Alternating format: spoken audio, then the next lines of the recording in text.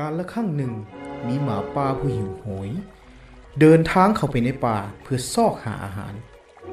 และมันได้เหลียวเห็นกาคาบก้อนเนยอยู่ถึงกิ่งไม้มันเลยห้องถามกาว่าสบายดีแม่กาสุดงามกาก้มลงเบิ่งเห็นหมาป่าจากนั้นหมาป่าก็เว้าต่ออีกว่าแม่กาสังงามแท้ข้อยบ่เคยเห็นนกใดงามคือเจ้าเลย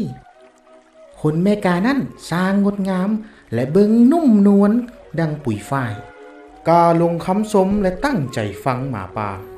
ปากของเจ้าก็เบิ่งงามเช่นกันข้อยอยากฮู้แท้ๆว่าเสียงของเจ้าสิม่วนซำใดแม่กาลงไหลคำย่องหยอมันยกหัวขึ้นและอ้าปากเปล่งเสียงทันใดนั้นเนยที่คาบไว้ก็เหี่ยลงหมาป่าหิบคาบเนยและแล่นหนีหายไปจากแม่กานิทานเรื่องนี้สอนให้รู้ว่าอย่าหลงเชื่อคำย่องหยอของคนอื่น